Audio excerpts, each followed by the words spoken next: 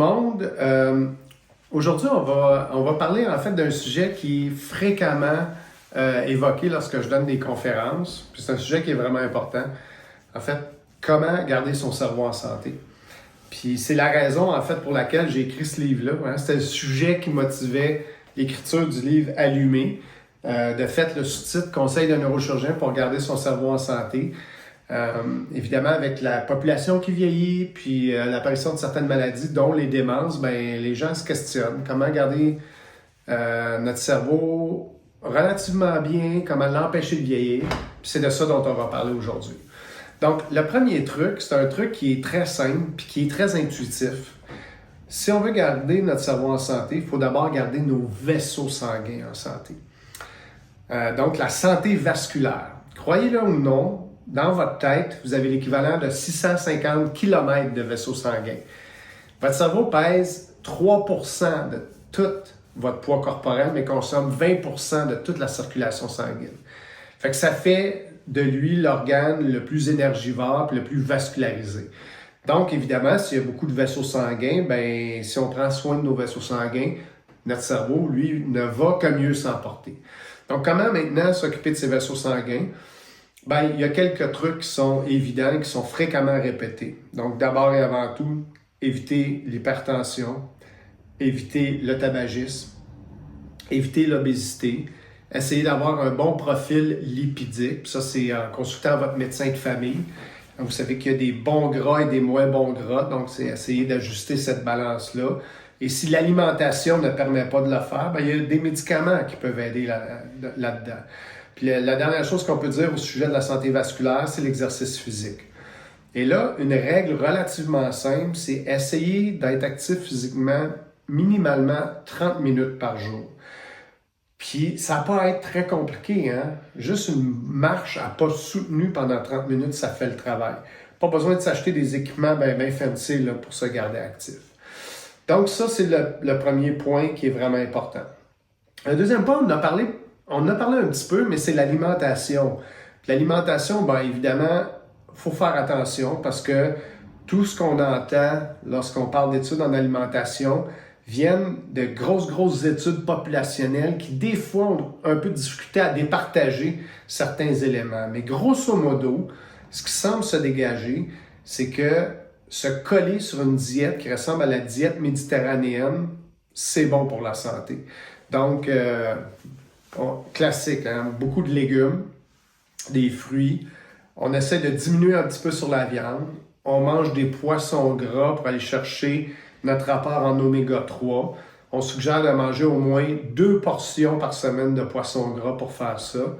On consomme de l'huile d'olive. Hein? L'huile d'olive, c'est bourré d'antioxydants, c'est bourré de polyphénol. Donc, c'est un excellent nutriment. Et là, vous le savez, les huiles d'olive, ben, il y a des grades de qualité là-dedans. Là. Donc, on parle évidemment d'huile d'olive de bonne qualité. Donc, puis, limiter la consommation en alcool. Donc, ça, c'est quelque chose qui est devenu évident dans les dernières années. Je pense que des fois, dans certaines études, on y va de manière un peu radicale, mais il est clair qu'une consommation soutenue en alcool, c'est pas bon pour la santé du cerveau. Ça, je pense qu'on peut dire ça. Puis, il reste 2 aspects importants à discuter. Celui, d'abord et avant tout, d'une véritable vie sociale. Donc ça, là, si vous voulez garder votre cerveau en santé, ça vous prend des contacts avec des gens. Et là, le message important ici, c'est de comprendre que les médias sociaux ne remplacent pas des relations en face à face. Il n'y a rien qui remplace une véritable relation en face à face, donc ne vous isolez pas. Et d'ailleurs, il y a des études très claires qui examinent les gens âgés, qui démontrent que l'isolement social est un facteur de risque pour développer une démence. Donc, entourez-vous de gens. Puis quand on regarde des conseils qui sont donnés par des experts, un de ces conseils-là, surtout pour des personnes plus vieillissantes, c'est de faire une activité physique en groupe. Parce que lorsque vous faites ça, ben vous cochez 2 cases. Hein? De 1, vous êtes actif physiquement, puis de 2, vous entretenez des liens sociaux avec des gens. Donc ça, c'était l'aspect des relations sociales qui est vraiment important. Puis le dernier aspect, ben, c'est d'utiliser votre cerveau. Une comparaison que je n'aimais pas jadis, mais que j'utilise maintenant, c'est la comparaison avec les muscles lorsqu'on va au gym. quand on va au gym puis on va faire des dumbbells, ben, nos muscles vont s'hypertrophier. Ben, c'est un peu la même chose avec notre cerveau. Si on l'utilise, notre cerveau va se raffiner, va devenir plus réactif. Hein? Nous sommes tout le monde animé par une capacité assez incroyable qu'on appelle la neuroplasticité. Ce terme-là, tout ce qu'il veut dire, c'est que vos neurones en temps réel peuvent refaire des connexions. Puis ils vont le faire en fonction de l'utilisation que vous faites de vos cerveaux. Donc, si vous gardez vos cerveaux bien engagés, bien activés, vous allez activer cette neuroplasticité-là, puis votre cerveau va devenir plus performant à la longue. Si vous mettez constamment votre cerveau au repos, bien évidemment, l'effet contraire va se produire. Donc, si on résume, une bonne santé vasculaire, une alimentation qui est bonne, équilibrée. J'ai quand même oublié de mentionner, lorsque je parle de l'alimentation, qu'une fois de temps en temps, déroger, là, on a le droit, hein, c'est bon pour le moral. Il ne faut pas devenir dogmatique avec toutes ces choses-là non plus. Donc, ensuite de ça, une bonne vie sociale, mais une vie sociale qui ne se fait pas par l'intermédiaire des écrans. Une vie sociale en face à face. Puis finalement, garder notre cerveau bien actif, bien engagé.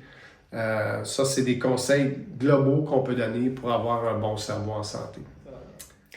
Donc, évidemment, dans cette vidéo-là, ça se voulait un rapide tour de la question, mais chacun de ces éléments-là, dans de futures vidéos, on va les reprendre en détail, puis on va les discuter en détail.